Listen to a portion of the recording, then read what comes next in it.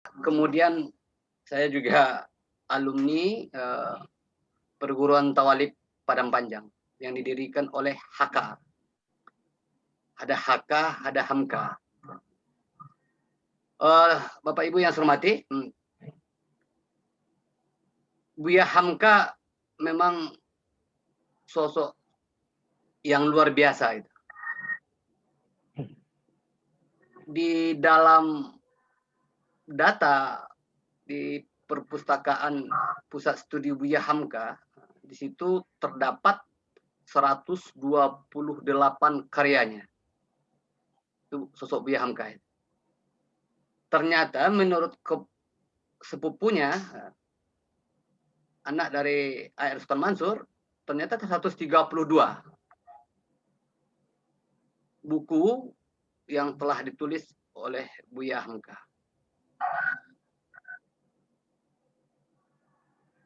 Begitu kreatifnya dan produktifnya Buya Hamka di dalam berkreasi. Di samping itu, Bapak Ibu yang saya hormati, sosok Buya Hamka itu PSBH, di mana tempat saya beraktivitas, telah meluncurkan sebuah ensiklopedi Buya Hamka.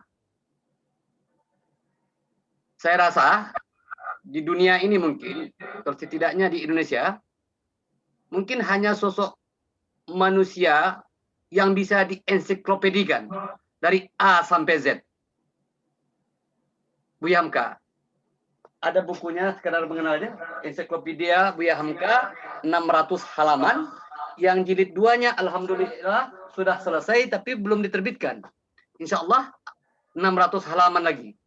Ternyata masih banyak lagi kosakata yang harus diisi. Mulai dari A sampai Z. Hanya Buya Hamka rasanya yang bisa diensiklopediakan. Nah, ini kan luar biasa. Tadi Pak Irfan sudah mengatakan kepada kita, menyebutkan kepada kita, Buya Hamka sosok sastrawan, sosok ulama, politikus, organisatoris, dan lainnya. Tapi ketika kita jadikan ensiklopedia, sulit Buya Hamka itu dicap sebagai apa gitu. Semuanya ada. Dia bicara semuanya, mulai dari A sampai Z. Nah, itu yang sedang kita kembangkan di PSBH. Nanti insya Allah dalam tahun ini akan terbit ensiklopedia jilid 2 Buya Hamka. Dan akan berlanjut. Mungkin bisa sampai 5 mungkin barangkali ya. Itu sosok Buya Hamka. Jadi, Hamka itu adalah nama kependekan. Namanya sebenarnya Abdul Malik Karim Amarullah. Karim Amarullah ayahnya, Amarullah kakeknya. Jadi ayahnya HK, Haji Abdul Karim Amarullah.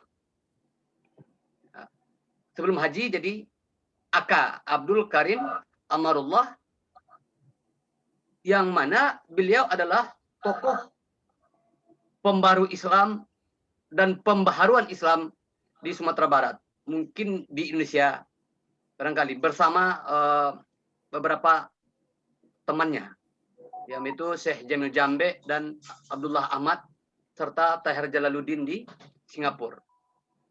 Keempat-empatnya itu adalah murid Syekh Ahmad Khatib Al-Minangkabawi, yang dimana juga di situ guru dari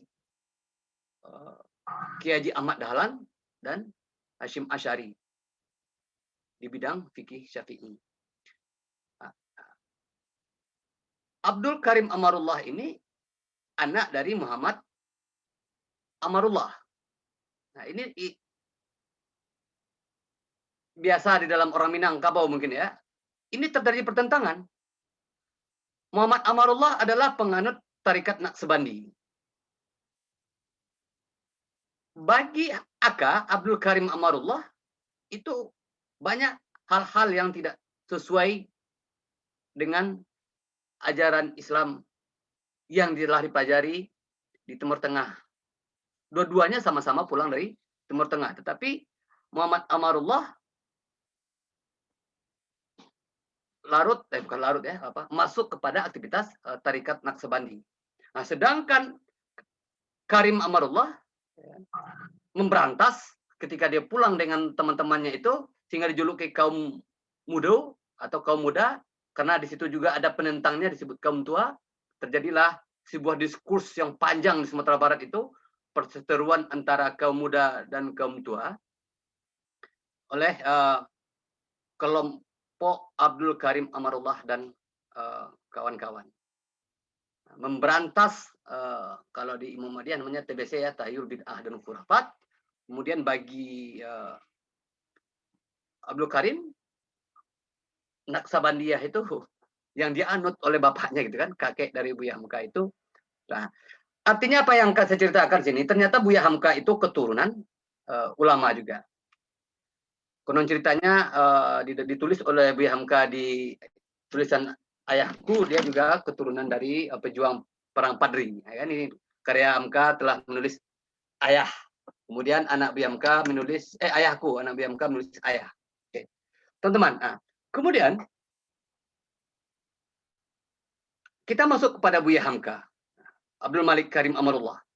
Lahir tanggal 17 Februari 1908.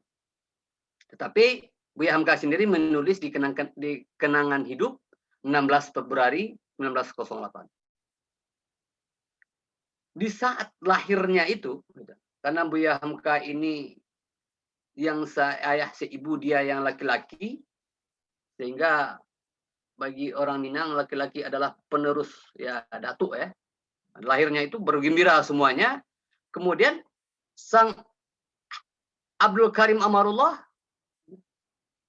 ketika lahir tahu anaknya laki-laki, dia langsung ngomong 10 tahun, 10 tahun. Bertanyalah orang sekitarnya. Abdul Karimullah kan dipanggil di sana adalah di kampungnya guru haji ya.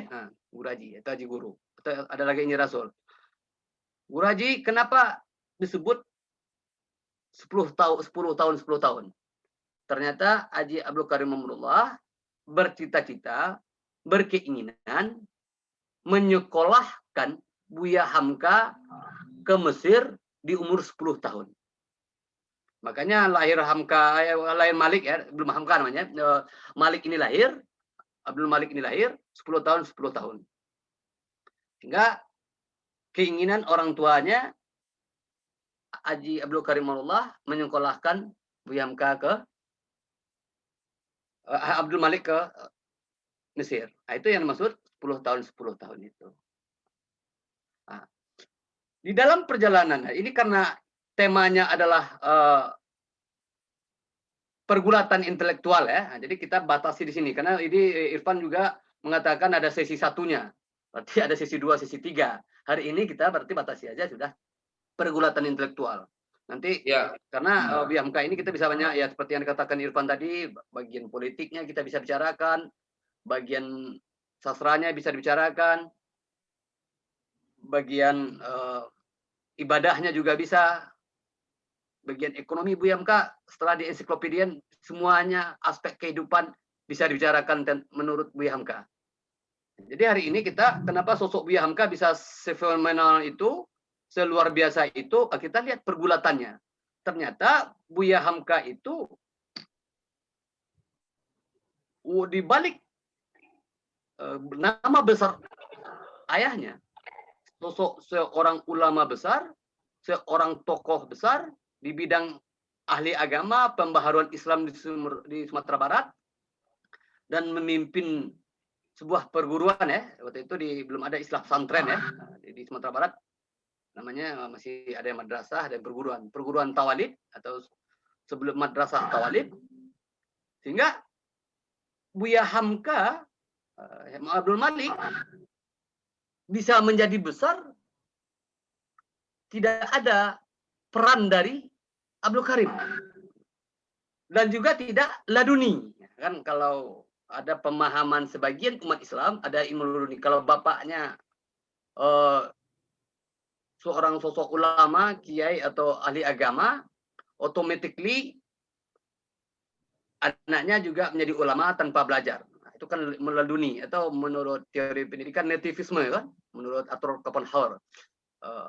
Automatically, walaupun teori tersebut nativisme itu sangat dibantah oleh Prancis Bacon. Nah, sekarang Buya Hamka tidak. Buya Hamka ketika lahirnya di meninjau itu dia sangat menjadi sosok seorang yang manja gitu.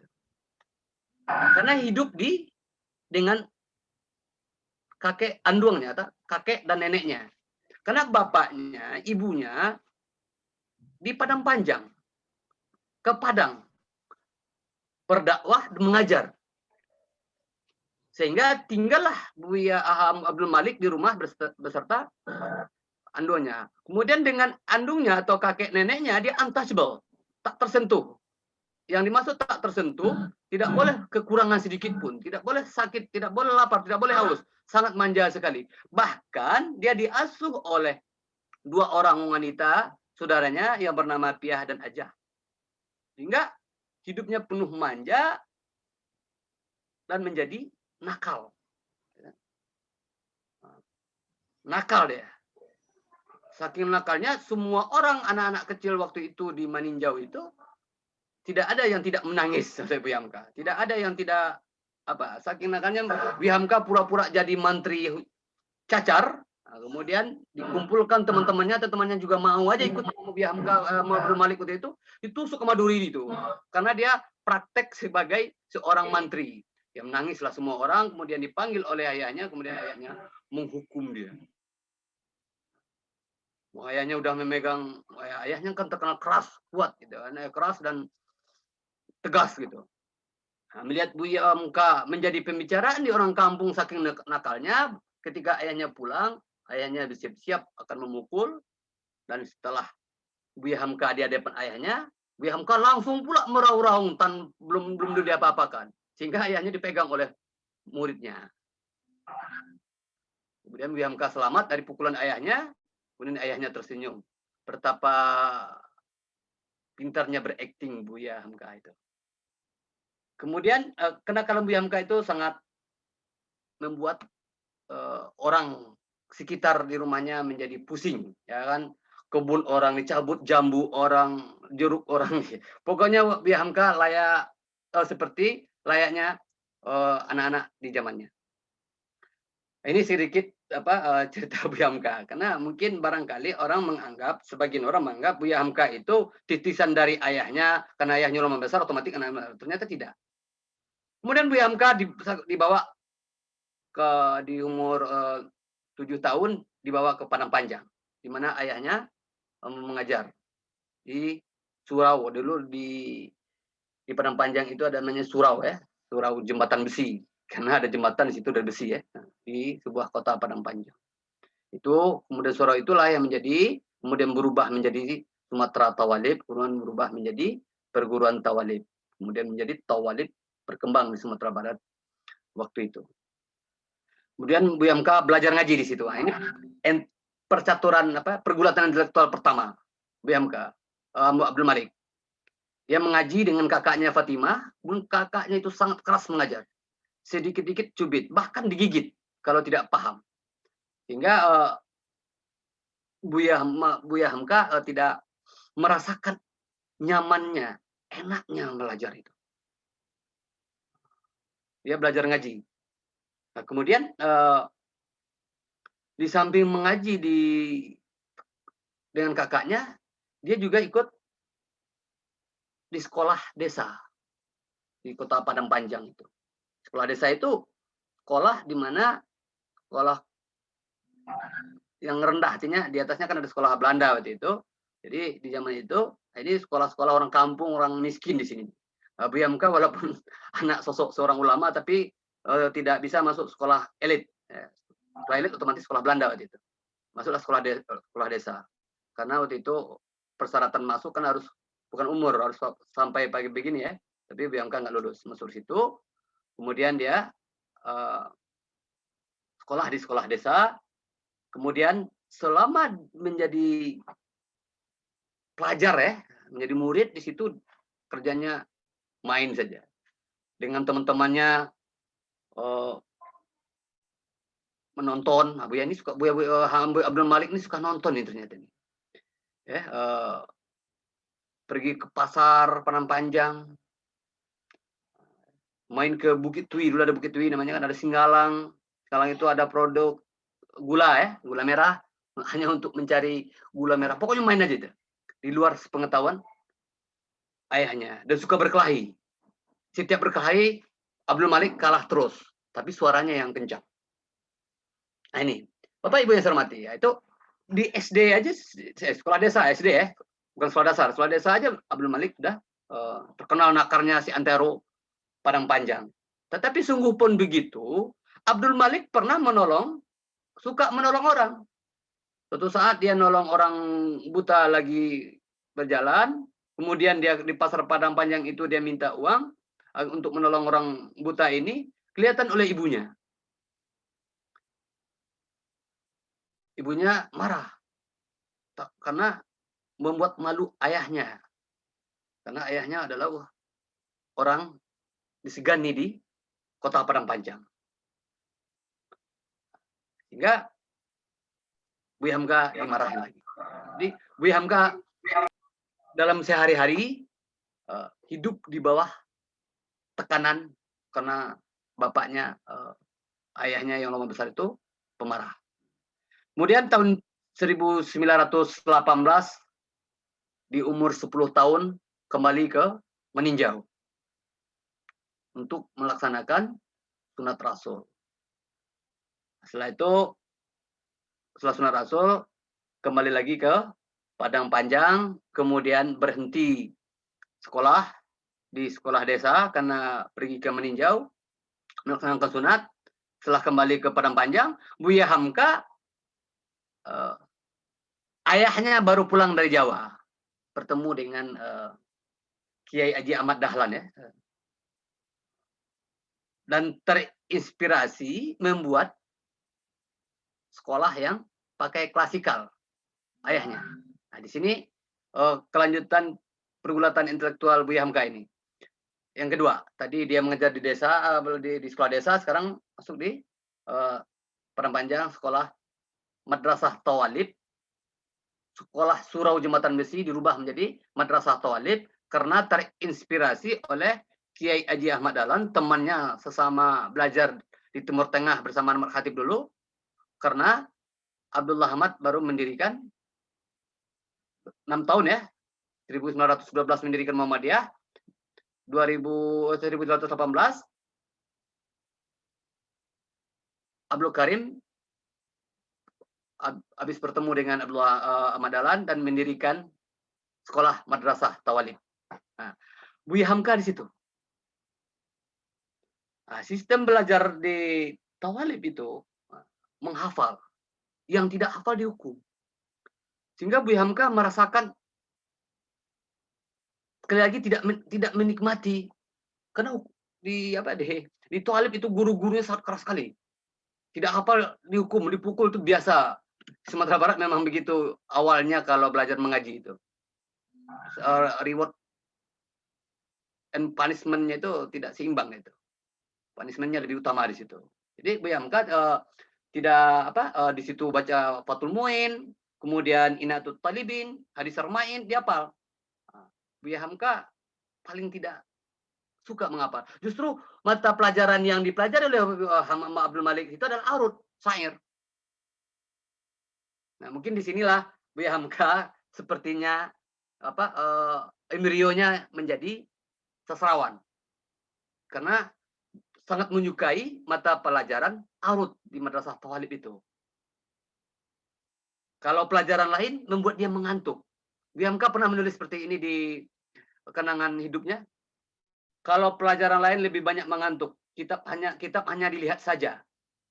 Hatinya melayang jauh ke Pasar Usang. Ada nama Pasar Usang ya. Teater sinema, Idipolo, Mari Welcome, Deklau, Tangan Besi, film-film bisu, layang-layang, adu sapi di peninjauan, belajar silat. Nah, itu yang ada di kepala Buya Hamka, Abdul Malik ketika belajar kitab. Kecuali arut. Akibatnya apa? belajar yang begitu memakai metode hafalan di madrasah Thalib yang sebelumnya sistem halakah dan wetonan, sekarang merubah sistem klasikal. Jadi Buya Hamka jarang masuk. Nah, suatu ketika di rumah bapaknya Abdul Karim kedatangan tamu yang bernama Engku Mudo Abdul Hamid Hakim.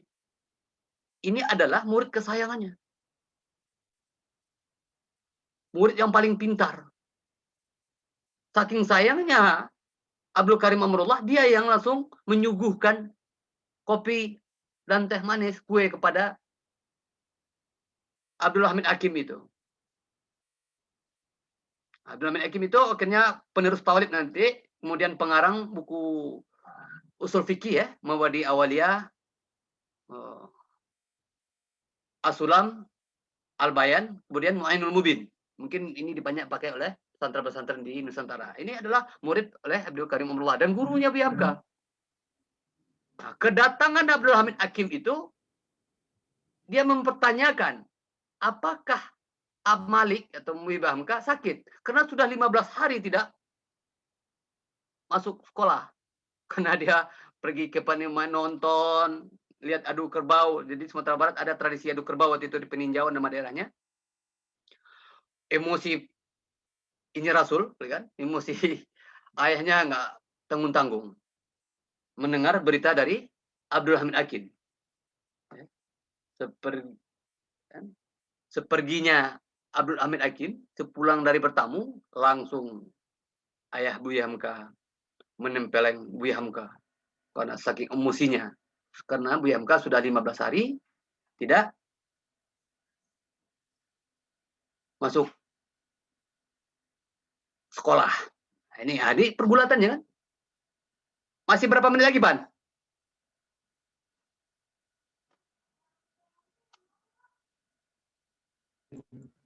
Ya, Ban? masih ada sekitar 15 menit lagi, Bang Ujo. 15 menit lagi. Ini panjang, ini baru Buya Hamka sampai itu Alif ini. Belum sampai. Ini dia akan sampai ke Mekah nanti ya, perjalanan pergulatannya. Ya kan? Oke. Kemudian Pak Budi, ya? diselesaikan saja, tapi diselesaikan saja sampai dengan di Mekah, karena itu penting. Perlu kita tahu juga bagaimana perbuatan beliau. Oh ya, siap. Oke. Ya. Ya, kita lanjut. Jadi Buya Hamka dimarahi oleh ayahnya tadi, kemudian Buya Hamka di samping itu ngikut kursus bahasa Inggris dengan Sultan Marajo namanya, gurunya. Di sini Buya Hamka menikmati belajar, karena tidak ada hukuman yang physically sifatnya, tapi penuh dengan kasih sayang.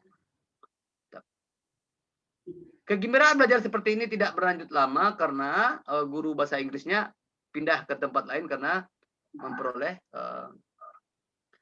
gaji yang besar di lembaga lain. Kemudian membuat semangat Buya Hamka belajar mulai menurun lagi. Terus dia pergi. Nah, ini yang menarik ini. Paginya ada Zainuddin Labai, kan, mempunyai percetakan dan pustaka. Nama pustakanya adalah Zanaro, Zainuddin dan Bandaro. Kan orang Minang kan dibikin nama pustakanya Zanaro. Nah, Zainuddin Labai ini, Bapak Ibu yang saya hormati, termasuk murid bapaknya Buya Hamka yang cerdas dan visioner dan berani mendobrak tradisi. Dia mendirikan Diniyah School. Di saat orang mengharamkan bahasa-bahasa orang kafir, dia memakai Diniyah School.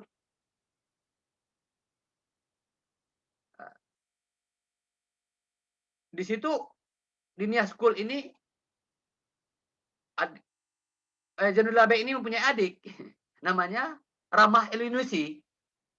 Nah, dia ikut ngajar juga dengan bapaknya, tapi khusus perempuan. Nah, khusus perempuan. Zainuddin Labai buat sekolah di Nias School. Adiknya bernama Rahmah Indonesia, karena Zainuddin Labai Indonesia bapaknya. Rahmah juga memanggil perempuan. Di saat perempuan tidak boleh belajar, dia berani juga ngikuti abangnya. Kemudian karena pendek umurnya Zainuddin Labai, madrasah Diniyah School diteruskan oleh Rahmah Indonesia, tapi terfokus kepada perempuan saja, sehingga yang laki-lakinya mulai tidak terurus. Nah, inilah yang nanti menjadi Diniyah Putri. Sampai sekarang masih ada menjadi pesantren terbaik di Sumatera Barat yang putri. Kemudian alumni pertama Diniyah Putri ini adalah Rasuna Said. Itu yang namanya diabadikan menjadi Jalan Rasuna Said. Itu ada murid pertama. Nah, sekarang murid alumni Diniyah Putri yang terkenal hari ini adalah yang mempunyai perusahaan Wardah Kosmetik ya, yang kemarin oleh GER dituduh radikal ya, karena membantu aktivis Salman mendapatkan beasiswa. Kembali itu saya menceritakan sedikit Zainuddin Labai itu. Ya. Madrasah Diniyah School yang didirikannya menjadi Diniyah Putri ya. Di perpustakaan di perpustakaan Zainuddin Labai tadilah Buya Hamka bekerja. Dia seorang ulama besar, kemudian bekerja melipat-lipat kertas, mengangkat-angkat buku, dan kemudian dapat upah. Upahnya itulah membuat dia bisa menyewa buku dan bisa dapat izin baca buku di Pustaka Zinaro tadi, karena buku di situ banyak, mulai dari filsafat, mulai dari sastra, mulai dari politik global waktu itu, bagaimana pergerakan di Turki Utsmani, gerakan di pembaharuan Islam itu banyak buku itu. Di situlah Buya Abdul Malik bertemu dengan dunia lain setelah membaca di perpustakaan Zainuddin Labai itu. Dari jam 10 sampai jam 1 dihabiskan waktu dan ditamatkan buku untuk membaca. Nah, ternyata Buya Hamka Abdul Malik ya, sangat senang membaca buku. Maka terbukalah khayalan tentang dunia ini bagi Abdul Malik. Yang selama ini dia hanya belajar kitab, belajar hafalan, belajar bahasa Arab, tapi dia habiskan waktunya dari jam 10 sampai jam 1 di perpustakaan untuk membaca. Kemudian ayahnya marah lagi ayahnya. Kata ayahnya yang ditulis oleh Buya Hamka di kenangan hidupnya, apakah engkau jadi orang alim nanti atau jadi tukang cerita? Karena ayahnya kan ingin anaknya jadi orang alim, jadi ulama seperti dia, meneruskan dia. Tetapi ternyata Buya Hamka tertarik dengan sastra, cerita ketika dia membaca buku itu. Marah ayahnya. Kemudian malang tidak dapat ditolak, kata orang Minang, mujur tidak dapat diraih. Di umur 12 tahun, ayahnya bercerai.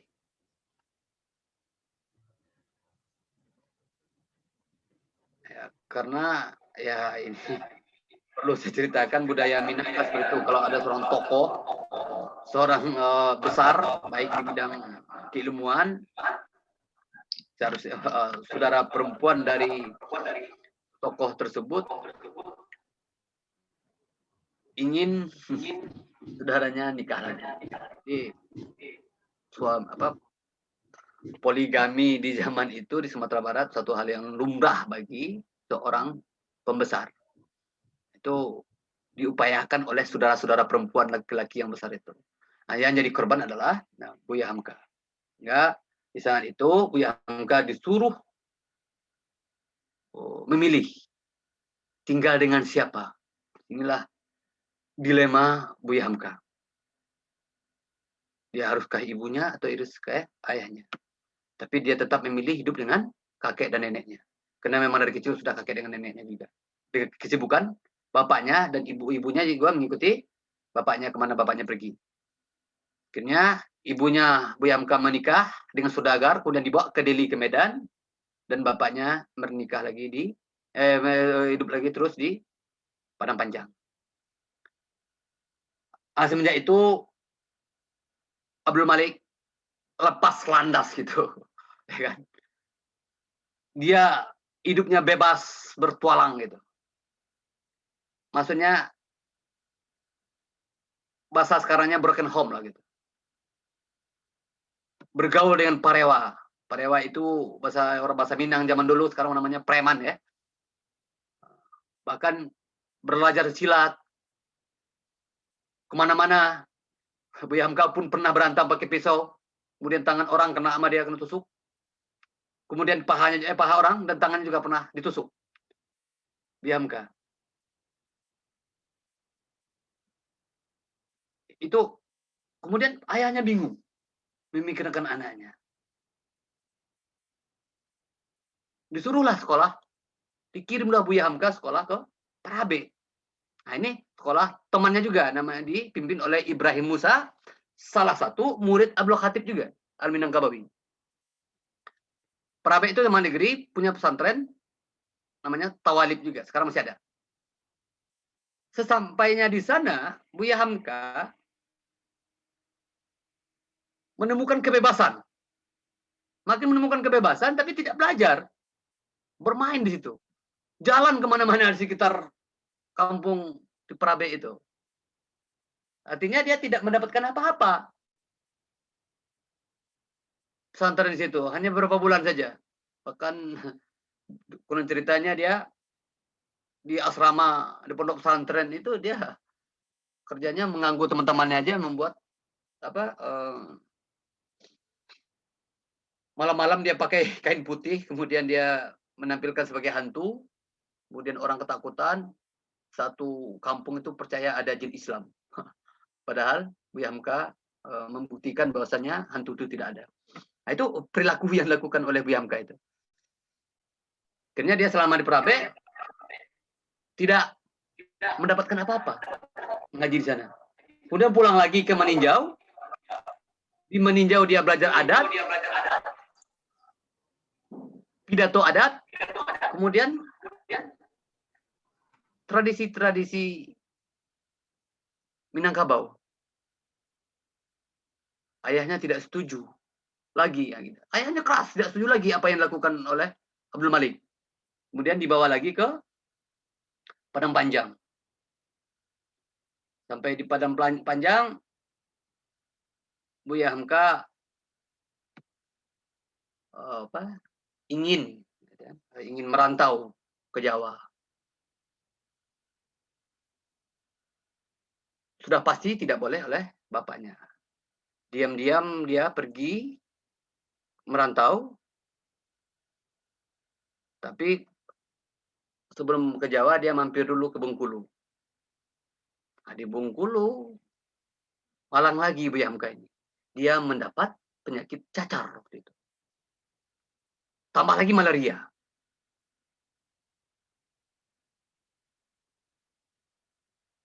Berbulan-bulan dia sakit di situ.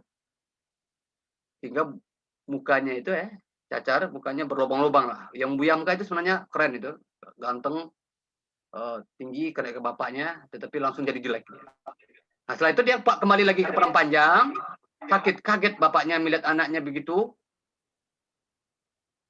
Sedih juga bapaknya, dan diobatilah di Padang Panjang itu. Di kampung, Buya Hamka dihina karena kejelekan wajahnya. Sampai dia pergi ke saudara bapaknya, pakciknya mengatakan seperti ini. Hai Malik, jangan engkau bermain-main di sini. Awak buruk akan bertambah buruk. Coba lihat mukamu di cermin. Sudah serupa dengan tai kerbau yang kena hujan. Begitu penghinaan dari pakcik kita sendiri. Ya kan? dianggap muka wajahnya yang berlubang ketika di Bengkulu, karena tidak jadi melanjutkan ke Jawa karena sakit campak, pulang kampung dihina pula lagi. Akhirnya Buya Hamka ya sedih juga, dendam mungkin barangkali, sehingga dia ingin meninggalkan kampung ini dan melanjutkan merantau ke Jawa. Kemudian bapaknya, dia minta izin ke bapaknya merantau ke Jawa. Dan bapaknya menanyakan, "Ngapa kamu ke Jawa itu?" "Untuk menuntut ilmu, ayah." "Ilmu apa yang kau tuntut di sana?" "Kalau perkara agama, bukan di Jawa tempatnya, tapi di sini, di Minangkabau." Karena waktu itu Sumatera Barat di zaman pulangnya ke Mudo itu memang terkenal. Sehingga Ahmad Zarkasi pun belajar di sana. Yang pendiri Gontor itu belajar di Tawalib itu bersama ayahnya Buya Hamka. Tetapi Buya Hamka itu keras juga aliran dari bapaknya Abdul Karim sehingga tidak bisa ditahan.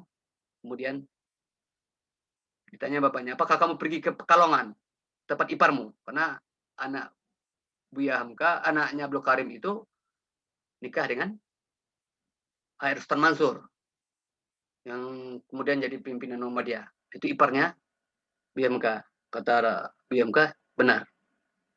Nah, setelah sampai di Jawa, dia bertemulah dengan Ja'far Amarullah, adik bapaknya, di Jogja. Kemudian Ja'far inilah pergulatan yang kedua, yang selanjutnya, yang ketiga.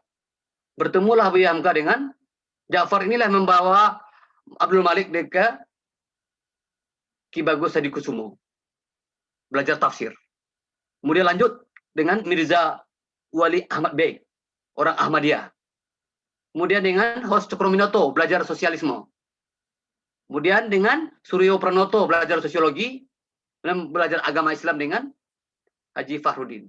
Nah, disinilah Buya Hamka melanjutkan pergulatan ilmunya. Disinilah terbukalah wawasannya di sini. Dan berbeda apa yang dia dapat di Sumatera Barat, karena di Jogja waktu itu, Buya Hamka melihat antara Islam dengan Zending Kristen waktu itu. Kristenisasi sangat tinggi. Sedangkan di Sumatera Barat, perdebatan antara usali, tidak usali. Perdebatan antara bid'ah, non bid'ah. Itu perdebatan. Karena mayoritas itu di Sumatera Barat. Di situ terbuka pikiran Buya Hamka. Kemudian, tahun 25 terus dia ke Pekalongan. Nah, di Pekalongan dia belajar dengan iparnya tadi, Sultan Mansur. Inilah yang banyak merubah pikiran Buya Hamka. Kemudian dia belajar dengan Usman Pujoto. Kemudian dia belajar dengan adiknya Muhammad Rum, yaitu Iskandar Idris. Masih ketika ayahnya diundang ke Mesir tahun 2024 oleh, ternyata tidak jadi, kemudian ayahnya melanjutkan ke Jawa menemui Abdul Malik. Dan bapaknya kaget melihat Abdul Malik sangat berubah dan sangat revolusioner, kemudian disuruh pulang. Nah, akhirnya Buya Hamka pulang ke Sumatera Barat. Di Sumatera Barat dia mengajar pidato di Tawalib, kemudian berpidato di mana-mana. Anak nakal, preman, parewa, tukang ganggu orang, tukang macam-macam waktu itu, sekarang berpidato. Mendapat kekaguman oleh orang masyarakat. Itu disambut oleh masyarakat. Kemudian mengajar pidato di Tawalib. Kegembiraan, ketenaran Buya Hamka tidak begitu lama. Karena dicemoohkan oleh masyarakat ujungnya, karena Buya Hamka tidak matang nahwu saraf, tidak matang bahasa Arab. Ayahnya bilang, "Perlu apa pandai pidato saja kalau pengetahuan tidak cukup? Apa perlunya kalau pandai menghafal syair, bercerita tentang sejarah seperti burung beo?" Perih lagi hati Buya Hamka. Dituduh seperti burung beo kan, karena tidak bisa bahasa Arab. Padahal dia wawasannya udah luas setelah pulang di Jawa. Kemudian dia melamar ke Muhammadiyah untuk menjadi guru. Tidak diterima juga karena dia tidak punya ijazah Tawalib, karena dia tidak lulus di Tawalib dan tidak punya ijazah diploma. Singkat cerita, akhirnya Buya Hamka sedih lagi. ingin pergi meninggalkan kampung itu. Dia tidak melapor ke ayahnya, tapi dia melapor ke andungnya, neneknya. Jalanlah dia dari Bukit Tinggi ke Padang dari Padang ke Danau Meninjau itu, 40 km. Di situ dia katakan pada neneknya, dia mau pergi ke Arab. Akhirnya neneknya jual kapas, waktu itu neneknya jual kapas untuk pergi ke Arab karena uang tidak ada. Nah, dari Maninjau dia terus ke Bukit Tinggi dia terus ke Sibolga terus dia ke Siantar terus ke Medan. Bertemulah dia temannya senam sama nakal dulu di situ namanya Isa. Isa ini dengan Isa kumpulkan temannya, kemudian dia nyatakan keinginannya untuk ke Arab. Teman-temannya di Medan itulah memberikan uang ongkos ke Arab belajar. Karena tadi dia sesampai di Arab, dia bertemu dengan Tuan Majid, ya kan? Tuan Majid, teman-teman. Tuan Majid ini adalah mertua dari Syekh Ahmad Khatib tadi. Orang Ningrat juga di sana, itu orang apa itu? Kerajaan. Nah, kembali lagi Buya Hamka kerja karena nggak ada uang buat makan, kerja di sebuah percetakan Tuan Hamid Kurdi itu.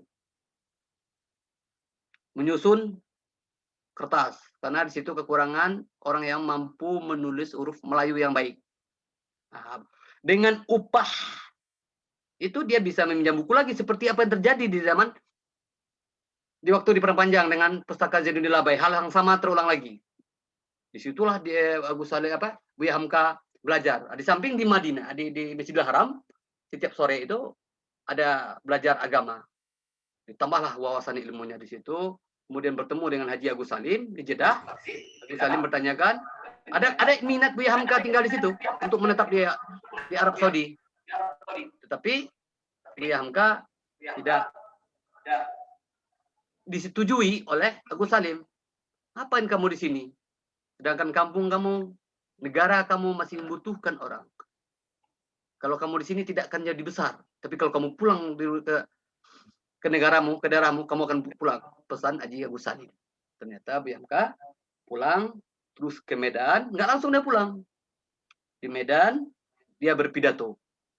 Dia mulai menulis di Harian Pelita Andalas. Nah, situlah awal dia menjadi penulis dan dia membuat buku pertama adalah Si Sabariyah. Nah, setelah itu disuruh pulang oleh bapaknya, dia tidak mau. Suatu ketika Ayah Sultan Mansur meresmikan Muhammadiyah di Aceh dan mampir ke Buya Hamka, langsung bilang, Buya Hamka, kamu harus pulang. Malik, bukan Hamka ya, Malik, kamu harus pulang. Disitulah karena Malik ini Ayah Sultan Mansur sangat berjasa, Malik tidak bisa menentang permintaan itu, kemudian dia pulang ke Maninjau dan dinikahkan di situ dengan seorang perempuan namanya Umi Raham. Buya Hamka mulailah berpidato, berceramah dan mengajar. Temuin bapaknya dulu, kemudian bapaknya berlinang air mata yang keras tadi melihat Buya Hamka pulang. Kemudian ditanya, mana jubahmu? Mana sorbanmu? Tidak ada. Kemudian kata ayahnya, buka lemari itu. Ambil jubah. Jubah itu ada jubah kesayangan ayahnya. Dipakai hanya lebaran saja. Dikasih ke Buya Hamka. Buya Hamka Malik ya. Kemudian disuruh menggantikan dia ceramah di kampung seberang. Kemudian orang kaget. Kok ini Rasul, ayah Buya Hamka berubah. Padahal itu adalah Hamka sendiri. Orang berbisik-bisik, apa bisa Buya Hamka berceramah? Ternyata dilihat, Buya Hamka terkagumlah orang. Apa kata orang di kampung itu? Jika beliau mati itu beliau itu adalah bapaknya. Sudah ada anaknya akan menggantikan. Itulah Buya Hamka. Semenjak itu Buya Hamka dipanggil Buya Hamka dan menjadi sosok yang fenomenal. Demikian, Irfan, sudah kembali Buya Hamka ke Mekah dari Mekah. Terima kasih. Ya, terima kasih Pak Budiwan. Kita tidak panjangkan lagi sampai dengan perbuatan politik ya pada masa Orde Lama ataupun Orde Baru. Kita cukup sampai ketika Buya Hamka pulang dari Mekah. Baik, telah banyak disampaikan oleh narasumber kita pada pagi ini, ya, Pak Budi Johan atau Bang Bujo. Banyak sisi-sisi dari Buya Hamka yang memang baru kita ketahui ya, bagaimana masa kecil beliau, ya, kemudian beliau merantau sampai ke Mekah, dan jadi pertanyaan yang cukup unik ya. Beliau merantau dari kampungnya ke Mekah itu tanpa izin dari atau tidak meminta izin dari bapaknya gitu ya. Ini juga satu hal yang menarik. Baik, selanjutnya kita adakan sesi tanya jawab. Ya, kita diskusi, kita sharing. Perlu di rekan-rekan perhatikan bahwa diskusi ini sekitar pergulatan daripada intelektual Buya Hamka yang mulai dari masa kecil beliau, kemudian ada tadi saya simpulkan ada tiga fase ya Pak Budi. Beliau pergulatan pertama ketika beliau mengaji dengan kakaknya di desa, kemudian setelah itu beralih kepada pembelajaran klasikal ya, dan juga beliau sempat mondok di pesantren Tawalib Padang Panjang. Kebetulan ini juga salah satu Pak Budi Johan ini alumni daripada pesantren Tawalib ya Pak Budi ya. Iya. Ya, satu alma mater juga dengan Buya Hamka gitu kan. Kemudian pergulatan yang berikutnya ketika beliau ke Jogja gitu kan, dan di sini ada sisi yang berbeda antara di Sumatera dengan di Jogja. Ketika di Sumatera itu kan pergulatannya antara bid'ah dengan non bid'ah, kemudian ketika beliau ke Jogja ini lebih luas lagi antara Islam dengan kristenisasi gitu ya. Baik, selanjutnya kita sharing saja, sifatnya sharing, diskusi santai. Jika ada yang mau menanggapi atau bertanya, kami persilakan untuk mengangkat tangannya. Ya, boleh Tat. Saya mau nanya. Ya, Sumarlin. Ini. Ya. Silakan, ini dari alumni UIN, Fakultas Komunikasi dan Dakwah ini. Ya. Iya. Oke ya. Assalamualaikum warahmatullahi wabarakatuh. Waalaikumsalam warahmatullahi wabarakatuh. Ya, saya ingin menanyakan kepada untuk narasumbernya terkait tentang dunia tasawufnya Buya Hamka yang selama ini masih jadi perdebatan di masyarakat.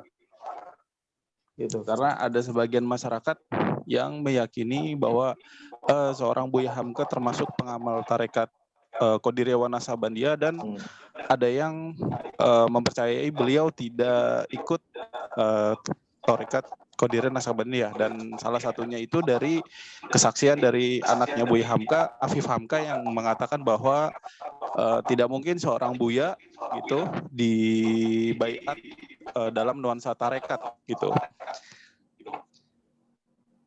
Seperti itu. Nah, namun banyak ikhwan-ikhwan TKN yang mengatakan bahwa Buya Hamka sudah dibaiat tarekat Qadiriyah Naqsabandiyah. Nah, mungkin narasumber Pak bisa lebih menjelaskan kebenaran dari kontroversi yang ada itu sekarang. Ya, terima kasih, itu aja yang saya ingin tanyakan. Ya, terima kasih. Pak Budi, kita tampung dulu atau langsung dijawab? Oke, terima kasih. Saya ulangi lagi Pak Budi ya. Ya.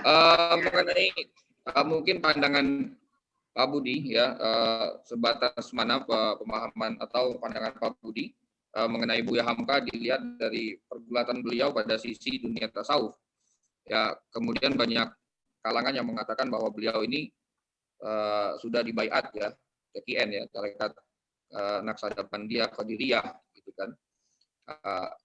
Dan ada karya Buya Sastra ya tentang tasawuf, kita kenal dengan tasawuf mungkin ya. Betul. Itu. Baik, silakan Pak Budi bisa memberi tanggapan tentang hal ini. Terima kasih Pak Sumarlin. Sebenarnya ini mungkin episode kedua ketiga lah kita diskusikan, tapi karena ditanya saya jawab lah. Jadi begini Pak Sumarlin, Buya Hamka, kebetulan saya kan wakil ketua PSBH. Ketuanya adalah Pak Hafif Hamka. Hafif Hamka. Jadi saya dengan Hafif Hamka hampir tiap hari, tapi sekarang dia udah sakit itu, Pak Sumarlin sakit stroke, jadi udah nggak bisa lagi ke kantor. Saya lah yang mengganti dia sekarang di kantor. Jadi di Sumatera Barat waktu itu Pak Sumarlin, orang itu tarikat Satari, tarikat Naqsbandi, tarikat lain-lainnya. Jadi ada suluk, ada itu tuh tradisi itu masih ada sekarang. Tapi zaman dulu itu sangat marak sekali gitu. Jadi para buya itu kan, para apa itu kalau Sulu itu orang-orang pemimpin Sulu itu namanya itu khalifah atau apa ya? Mempunyai tradisi seperti itu ditentang oleh Buya Hamka.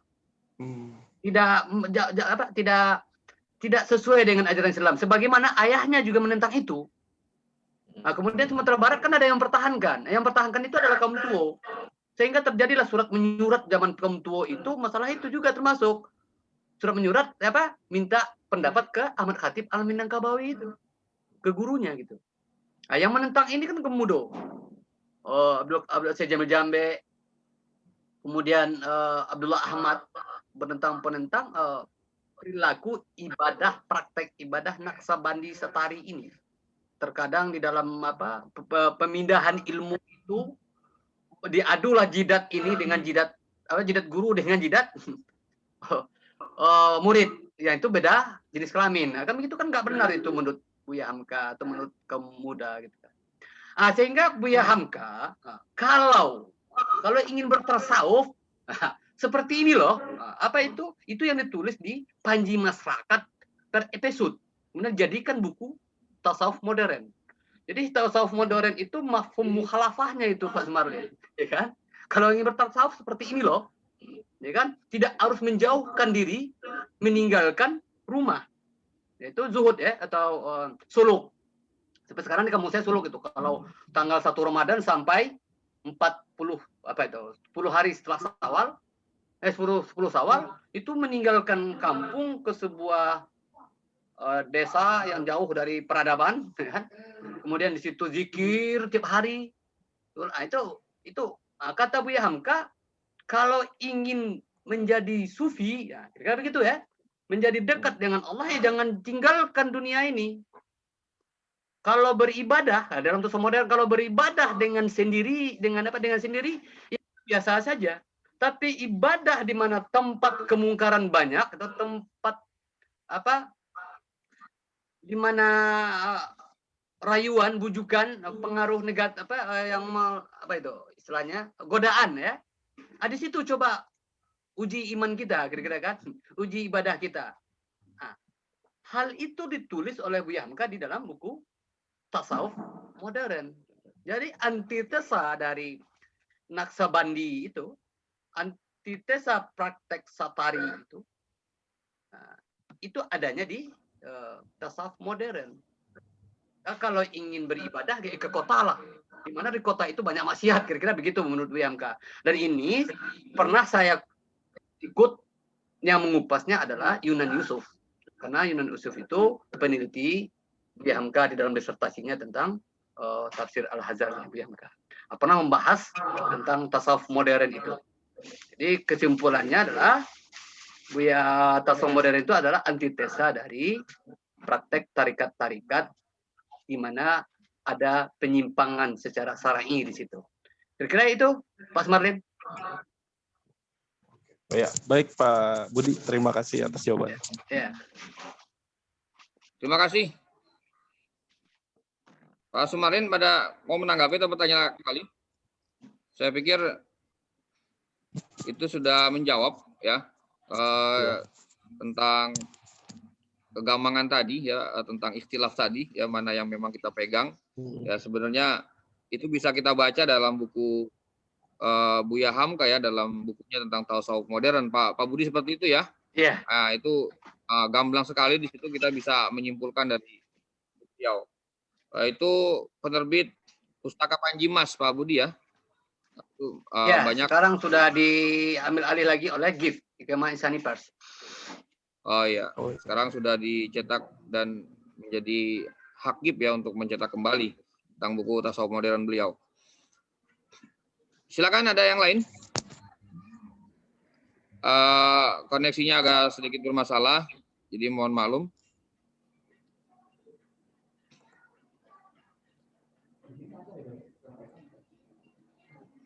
Silakan rekan-rekan yang lain yang ingin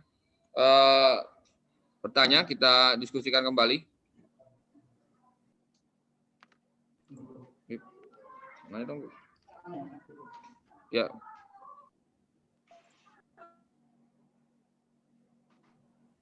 Ya, Pak Ahmad. Assalamualaikum. Waalaikumsalam warahmatullahi wabarakatuh. Waalaikumsalam warahmatullahi wabarakatuh. Ya, silakan Pak Abdul Hakim. Ya, terima kasih Pak Ahmad. Ini Pak Abdul Hakim sekedar sharing sedikit Pak, yang saya ketahui aja. Ya, Pak Buya Hamka itu kan nama panjangnya Muhammad Abdul Karim Amrullah kalau nggak salah ya. Mohon diluruskan ya. Nah itu kan hidup pada zaman Orde Lama, ketika itu presidennya Soekarno ya, dan banyak tokoh yang lain waktu itu, Haji Agus Salim, Cokro Aminoto dan lain sebagainya. Nah yang saya pernah kenapa kok Buya Hamka orang yang sangat luar biasa ini sampai-sampai waktu itu karena politik atau karena bagaimana sampai dipenjarakan oleh pemerintah itu Pak. Ya mohon penjelasannya Pak Johan Budi. Ya terima kasih. Assalamualaikum warahmatullahi wabarakatuh. Ya, waalaikumsalam warahmatullahi wabarakatuh. Ya Pak Budi, nampaknya kita agak sulit untuk memisahkan pertanyaan antara pergulatan itu kan. Iya. Nggak bisa. Agak sangat sulit Pak Budi. Gitu kan. Ya nggak apa-apa. Kita membatasi atau memfilter untuk pertanyaan itu ya. Sebenarnya ini masuk pada pemikiran Buya tentang politik ya. Tadi kita sebenarnya berhenti pada ketika Buya sampai di Mekah dan balik lagi ke Indonesia. Tapi tidak apa ya, ini kita memfasilitasi penanya. Ya mungkin tanggapan Pak Budi bagaimana tentang hal itu ya, bagaimana Buya sampai bisa ditangkap pada masa Orde Lama gitu. Ya. Sebenarnya Buya Hamka Pak Soekarno itu menganggap AK ya. Tadi Pak Abdul Hakim. Pak Abdul Hakim. Pak Hakim ya, Pak Hakim. Jadi nama awalnya dulu ya, nama ayahnya AK ya, Abdul Karim Amarullah. Kemudian nama anaknya Amka, Abdul Malik Karim Amarullah ya. AK itu oleh Soekarno sebenarnya dianggap ayah angkat. Jadi ketika ini cerita Pak Afif ke saya. Ketika Pak Karno itu ke Abdul Karim Amarullah ke Jawa, yang ngantarkan ke stasiun itu adalah Pak Karno. Karena Pak Karno menganggap Abdul Karim Amarullah ini adalah ayah angkatnya. Karena murid dari AK ini, murid dari Abdul Karim Amarullah ini ada yang merantau ke Bengkulu.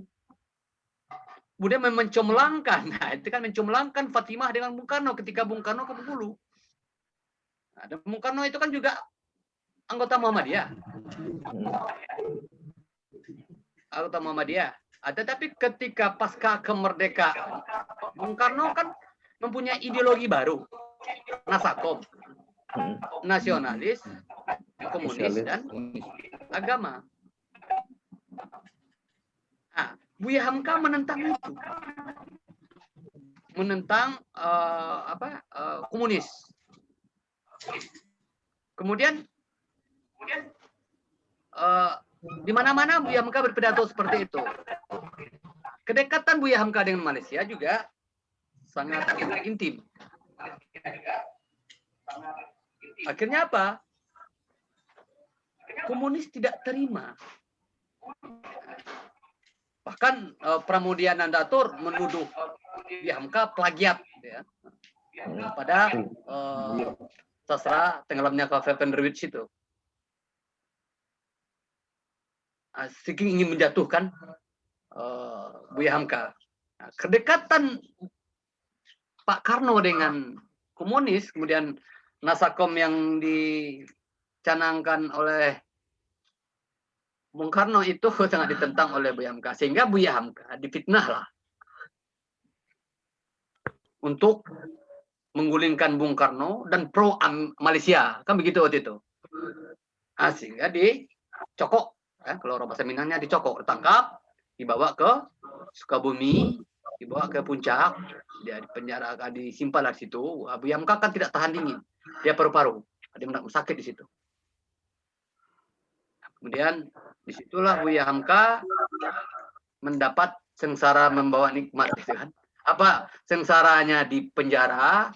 Menurut laporan Afifah, kakak anaknya Buya Hamka dimasukkan ke kolamnya disetrum. Betapa itu menyedihkan. Kan?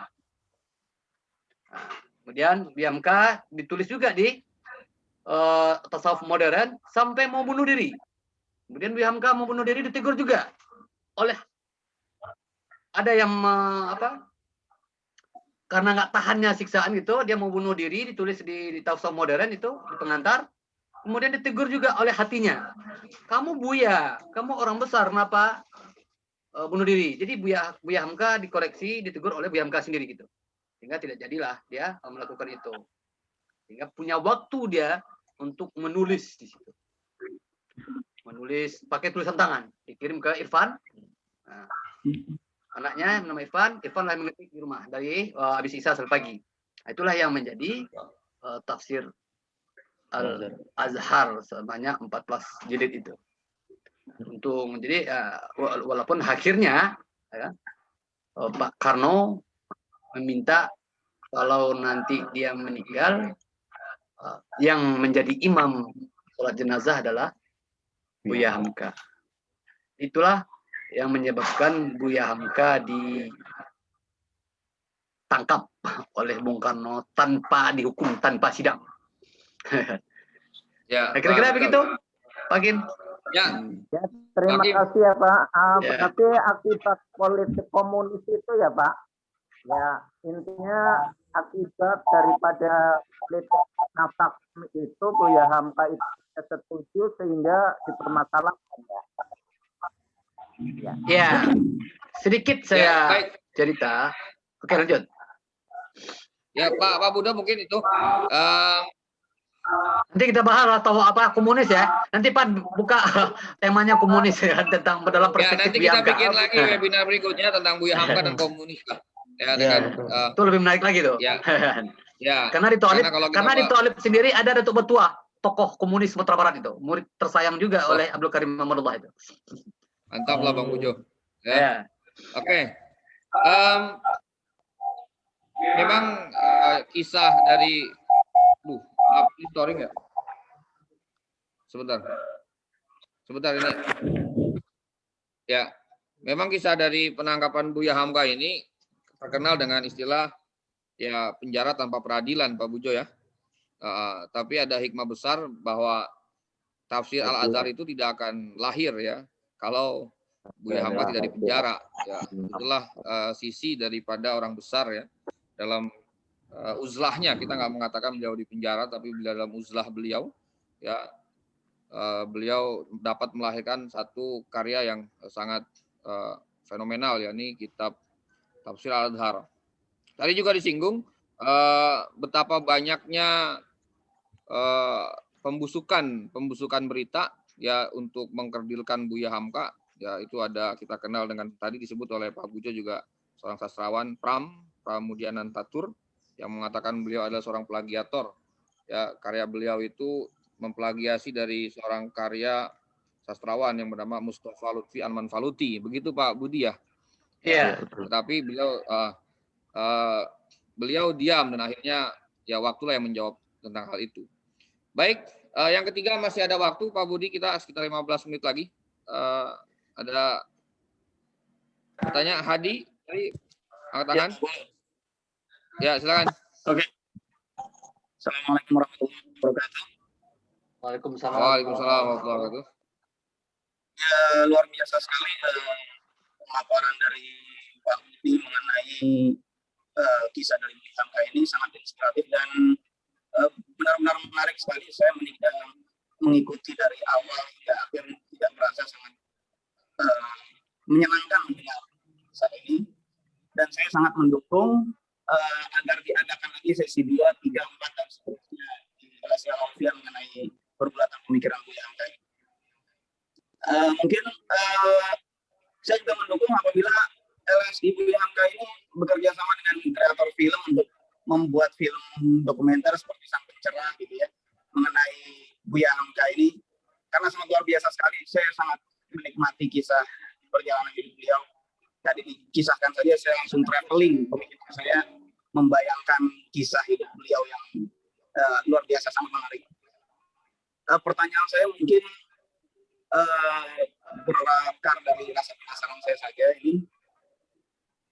Yang pertama mengenai apa tadi ya? Ini aja deh. Saya literasinya tidak terlalu banyak, tapi saya sempat membaca pandangan Buya Hamka mengenai Imam Bonjol. Nah, kalau tidak salah, Imam Bonjol itu salah satu pembawa paham Wahabi, kalau tidak salah ya, kalau saya baca. Namun dari literatur lain yang saya baca, dikatakan bahwa Imam Bonjol sendiri adalah dari keluarga habaib gitu misalkan ya, bernama Muhammad Syahab. Jadi di sini mungkin dipertanyakan kulturnya, intinya bagaimana pandangan Buya Hamka mengenai seorang Imam Bonjol. Kemudian mengenai tema itu sendiri, kalau saya boleh bertanya, ketika Buya Hamka berada di Timur Tengah, mungkin Pak Budi bisa memberitahukan siapa saja guru-guru beliau. Mungkin ada tokoh-tokoh yang penting untuk kita ketahui, karena saya sangat menikmati genealogi sanad seperti itu ya, sanad keilmuan. Seperti tadi dipaparkan bahwa kakeknya Buya Hamka itu memiliki karena ke Syekh Khatib Al-Minangkabawi, itu sangat menarik buat saya. Seperti itu. Terima kasih Pak Budi. Ya, baik. Terima kasih Akhina Hadi. Ada 2 pertanyaan Pak Budi. Saya pikir yang pertama, bagaimana pandangan Pak Budi ya, melihat sosok Buya Hamka terkait dengan Imam Bonjol, atau bagaimana persepsi Hamka terkait dengan Imam Bonjol. Kemudian yang kedua tentang genealogi sanad keilmuan guru-guru beliau ketika beliau belajar di Timur Tengah. Nah, itu Pak Budi. Oke, terima kasih Pak Adi. Kebetulan saya di ini mempunyai buku apa, Christine Dabin ya. Nah, ada nih Christine Dabin, kalau bisa beli nih, Gejolak Ekonomi Kebangkitan Islam dan Gerakan Padri. Ya. Dia yang nulis itu adalah orang Barat ya, di ilmiah gitu, tentang gerakan Padri. Nanti suatu saat kita diskusi Padri lah. Banyak tema yang bersih kita bikin Bang ya. Kan. Karena pertanyaan pasti kalau ketika bicara Imam Bonjol tidak terlepas dari Padri kan? Ya, pasti. Ya.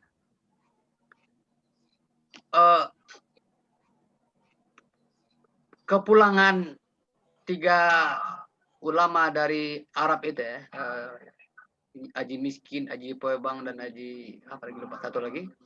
Kemudian dia melakukan gerakan Islamisasi di Sumatera Barat. Kemudian berhasil. Double suaranya nih, Pak. Oke, sip. Oke.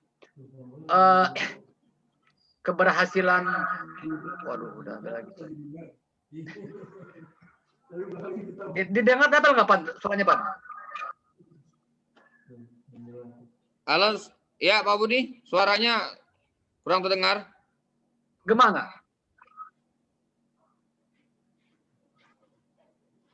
Oke. Ya lanjut Pak Budi. Kita lanjutkan saja ya. Oke. Ketika gerakan Padri di Sumatera Barat itu menghasilkan umat Islam menguasai tanah Minangkabau itu, sehingga salah satu ulama yang tidak setuju minta pertolongan ke Belanda. Nah, dan Belanda dari sebelumnya sudah bercita-cita ingin masuk, tidak masuk, kemudian minta tolong, bersyukurlah Belanda itu. Pucuk dicinta ulam pun tiba. Ketika Belanda masuk, berhasillah menumpas kaum Padri, kemudian kalah umat Islam dengan kaum Padri, kemudian lanjut ke satu perjuangan lagi, lari ke Bonjol. Ada sebuah imam di situ, Imam Bonjol. Jadi Imam Bonjol itu sebenarnya perjuangannya bukan mengislamkan daerah di Minangkabau lagi, beda dengan Padri sebelumnya. Nah, dia adalah perjuangannya melawan Belanda.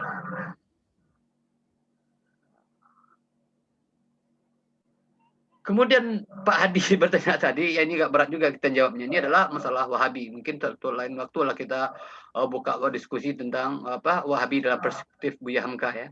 Karena Wahabi ini kan sekarang menjadi dagangan ini, menjadi alat politik gitu kan. Dikit-dikit Wahabi, dikit-dikit Wahabi kan. Nah, kita bahaslah Wahabi sampai ke akar-akarnya nanti dengan pakarnya, bukan dengan saya juga sih sebenarnya. Itu Irfan bisa mengundang pakar Wahabi nanti di sini.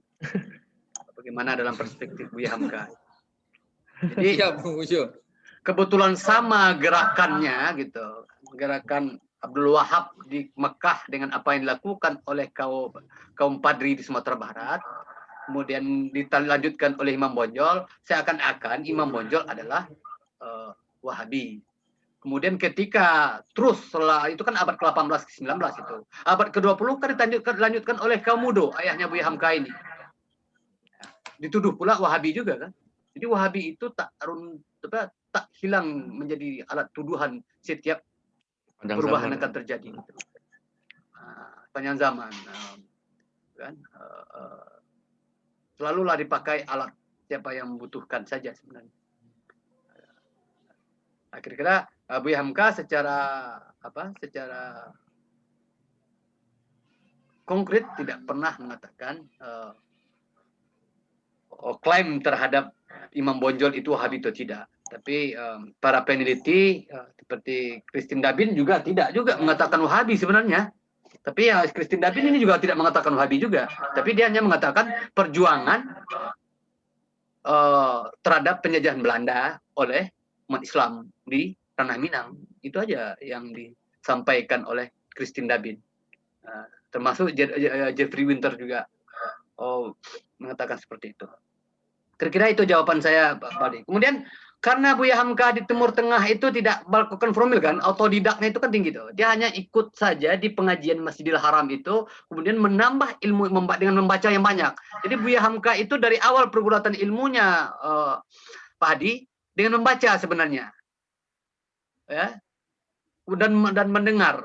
Di Jawa pun dengan Cokrominoto, dengan Fakhrudin, dengan Hairus Mansur, dia juga banyak membaca di Pulau Jawa itu.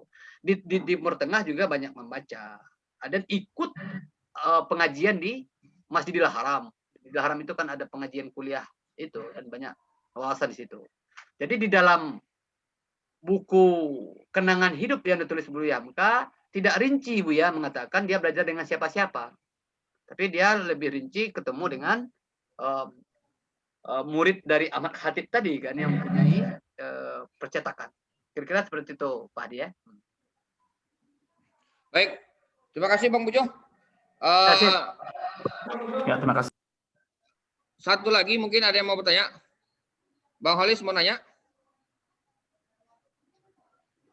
Belum kayaknya. Belum, kita tutup. Kalau temanya orde baru kayaknya nanya baru. Ya, ya, ya. Apa tentang kalau dia baru kan yang paling fenomenal adalah haramnya mengucapkan selamat Natal ya. Iya betul. Ya, dan Buya tidak mau Fenomenal itu kan. menyambut Paus Vatikan Iya. ya Bang Pujo ya. Paus Vatikan juga kan. Ya, Disambut akhirnya kirim acara HMI itu. Ridwan Saidi kan sebagai ketua Iya, PPHMI. betul. Ridwan Saidi yang disuruh. Mas Saidi, iya. Nanti kapan waktu kita undang Pak Ridwan Saidi, Bang Pujo. Ah, Ya, benar. beliau juga hidup sezaman dengan Bagus itu. Buya Hamka. Ya. Iya. Yang Nampaknya selesai sudah diskusi kita pada sesi kali ini membahas mengenai pergulatan intelektual Buya Hamka, mulai dari masa kecil beliau sampai dengan beliau ke Mekah dan pulang ke Indonesia. Kami dari Lembaga Studi Islam Al-Alfiyah memohon maaf ya karena ada kesalahan teknis dalam hal ini, karena ada teman-teman yang memang sampai saat ini masih terkendala untuk bergabung ya. Ini satu evaluasi buat kita nantinya dalam hal penulisan dan lain sebagainya. Kemudian rekan-rekan sekalian, kami minta untuk mengisi Google Form karena di situ kami akan ambil datanya untuk membuat sertifikat yang mungkin bermanfaat ya bagi administrasi atau hal-hal yang lainnya. Sekedar menyimpulkan dari diskusi kita pada pagi hari ini. Dan tunggu informasi berikutnya tentang webinar masih seri yang kedua Pak Budi. Kita akan diskusikan apa yang memang kita akan bahas pada sisi Buya Hamka karena dilihat dari sisi manapun Buya Hamka itu ya menarik lah untuk kita diskusikan ya baik dari politiknya, pemikiran tasawufnya, ya sastranya gitu ya. Ini bisa kita diskusikan. Sedikit menyimpulkan dari diskusi kita pada pagi hari ini ya menjelang siang karena 15 menit lagi masuk jam 12 bahwa Buya Hamka ini sangat cocok ya kita sebut sebagai tokoh inspiratif ya karena dari kehidupan beliau kita bisa mengambil banyak hikmah, banyak ibroh yang memang sangat relevan ya untuk kita aplikasikan dalam kehidupan kita saat ini.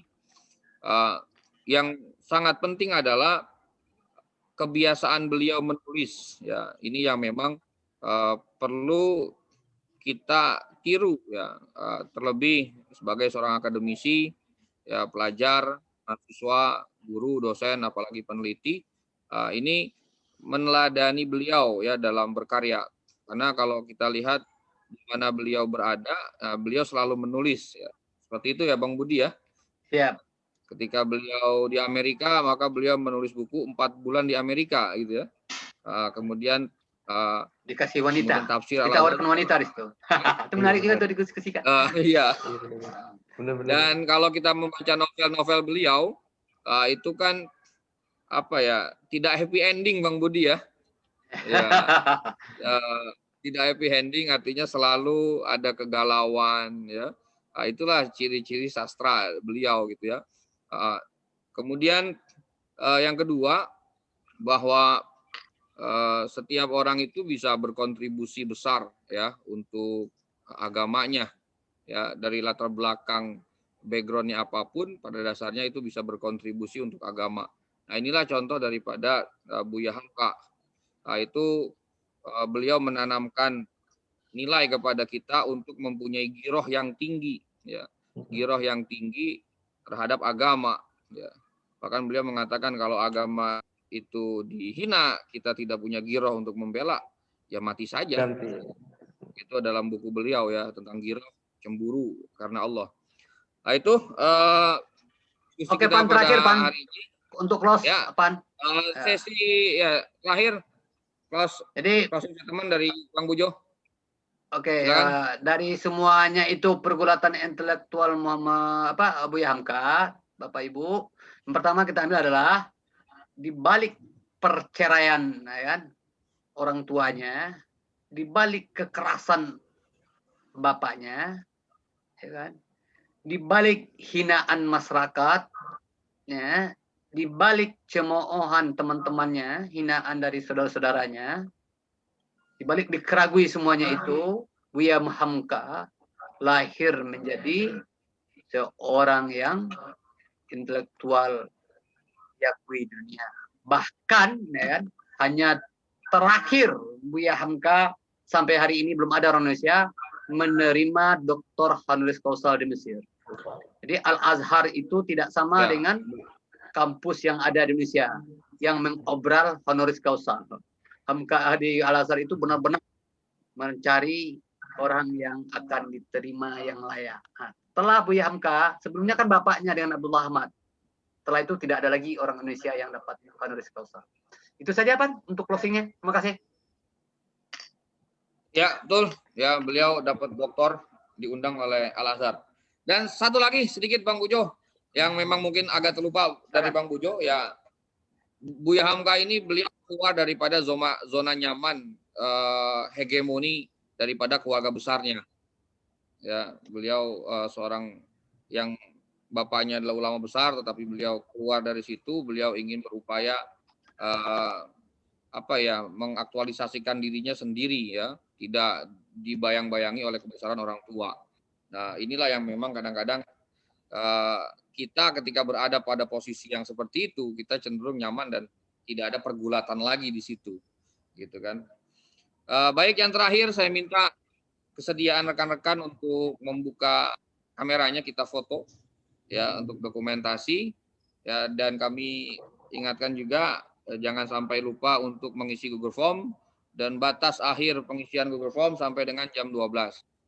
Karena mohon maaf, pengalaman pada webinar yang lain, ternyata banyak yang tidak ikut tetapi minta sertifikat, gitu kan. Maka kami batasi sampai dengan jam 12. Saksikan nanti webinar berikutnya di tanggal 7 Maret, sekedar informasi. Kita akan webinar internasional, ya, dengan beberapa mahasiswa luar negeri tentang pengalaman kuliah di sana. Sudah ada 5 narasumber. Yang pertama dari Turki, nanti live dari Turki, kemudian dari Manchester, Inggris, ya, kemudian dari Malaysia, dari Sudan, dan dari Madinah. Nanti tanggal 7 kita akan web talk, ya, diskusi santai, ngobrol-ngobrol ringan bagaimana Islam di luar negeri sana dan bagaimana mahasiswa Indonesia kuliah di sana dari 5 negara langsung, ya, dengan waktu yang berbeda tapi kita samakan di waktu Indonesia. Ya, nanti flyernya, informasinya menyusul di Telegram atau Instagram kami. Ya, sekian dari saya. Saya tutup dulu. Nanti setelah ini kita foto. Ya, assalamualaikum warahmatullahi wabarakatuh. Waalaikumsalam. Waalaikumsalam. Ya, sekali kita foto dulu sebentar. Ada 2 slide di sini. 1, 2, 3. Baik. Oke.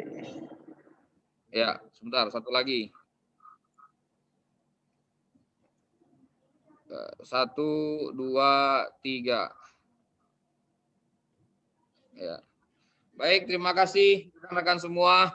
Terlebih khusus rekan-rekan yang sudah setia mengikuti webinar dari webinar 1 ke webinar yang lain. Terima kasih Bu Triem sudah hadir, Sanawawi, ya, kemudian ada rekan-rekan dari Ibu Nubaiti dari Esa Unggul, ya, kemudian ada Bang Adit dari UMJ, ya, dan Ibu Badriah dari alhamdulillah ikut gabung, ya, jauh Pak ya, sudah bergabung, ya, Bu Badriah dan rekan-rekan yang lain, Bu Yuyun tadi saya lihat juga pengawas, ya, sudah ikut bergabung. Terima kasih semuanya, ya. Pak Bujo, terima kasih. Ya, sama-sama Bapak-Bapak, Ibu, mohon maaf salahnya pada webinar berikutnya. Pamit ya. Dan lancar nanti sidang disertasinya. Amin, amin. Amin, Ya, amin. Bang Mulyo. Amin. Oke. Ya. Pak, makasih. Ya, makasih semuanya. Ya, silakan boleh meninggalkan room ini. Salam kembali ya. Assalamualaikum warahmatullahi wabarakatuh. Waalaikumsalam.